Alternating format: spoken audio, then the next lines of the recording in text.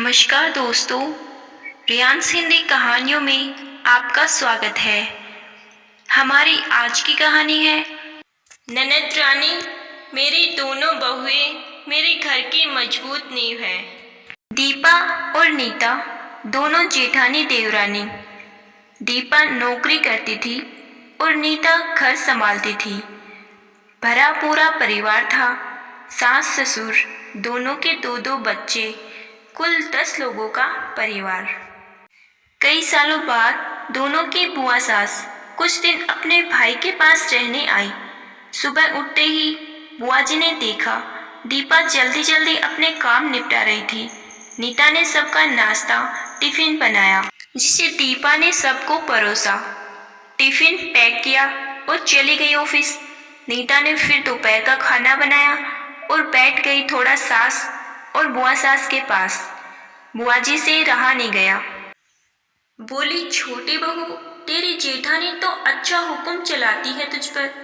सुबह से देख रही हूँ रसोई घर में तू लगी है और वो महारानी दिखावा करने के लिए सबको नाश्ता परोस रही थी, जैसे उसी ने बनाया हो।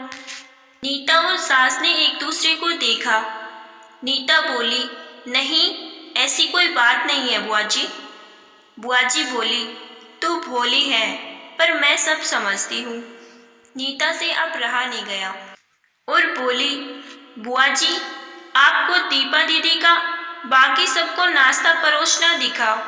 शायद ये नहीं दिखा कि उन्होंने मुझे सबके साथ नाश्ता करवाया, मुझे डांटकर पहले चाय पिलाई, नहीं तो सबको खिलाकर और टिफिन पैक करने में मेरा नाश्ता तो ठंडा हो चुका रहता, या मैं खाती ही नहीं। दीदी सुबह उठकर मंदिर की सफाई करके फूल सजाकर रखती हैं, तो मम्मी जी को पूजा करने में अच्छा लगता है। मैं तो नहाकर आते ही सीधा रसोई में घुस जाती हूँ।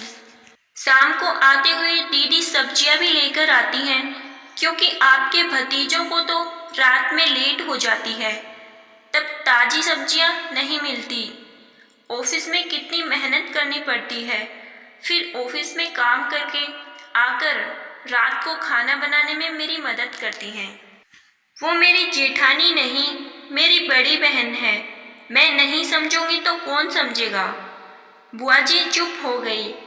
शाम को दीपा सब्जी की थैली नीता को पकड़ाते हुए बोली, इसमें तुम्हारे फेवरेट लेखक की किताब है, निकाल लेना। नीता खुश हो गई और बोली, थैंक्स दीदी। नीता ने सब्जी की थैली किचन में रखी और किताब रखने अपने कमरे में चली गई। बुआ जी ने दीपा को आवाज़ दी, बड़ी बहू, यहाँ आना। दीपा बोली, जी बुआ जी। बुआ जी बोली, तुम इतनी मेहनत करके कमाती हो और ऐसी फालतू किताबों में पैसे व्यर्थ करती हो, वो भी अपनी देवरानी के लिए। वो तो वैसे भी घर में करती ही क्या है, तुम दिन भर मेहनत करती हो और वो घर पर आराम। दीपा मुस्कुराई और बोली, आराम? नीता को तो जबरदस्ती आराम करवाना पड़ता है।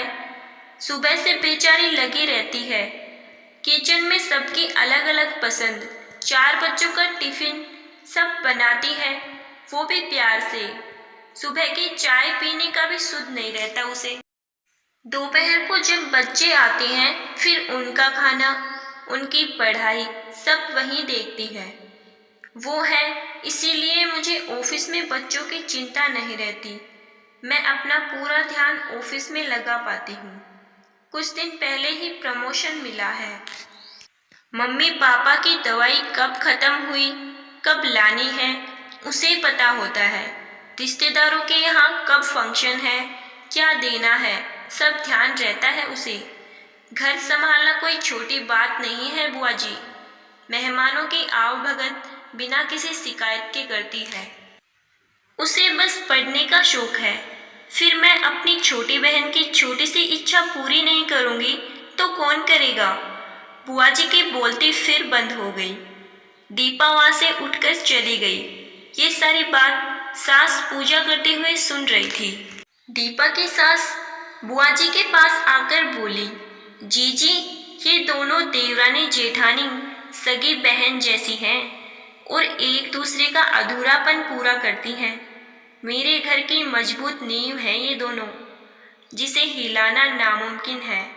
ऐसी बातें तो कई लोगों ने दोनों को पढ़ाना चाहा, पर मजाल है दोनों ने सामने वाले की बोलती बंद ना की हो और सास मुस्कुरा दी। बुआ जी की बोलती अब पूरी तरह बंद हो गई।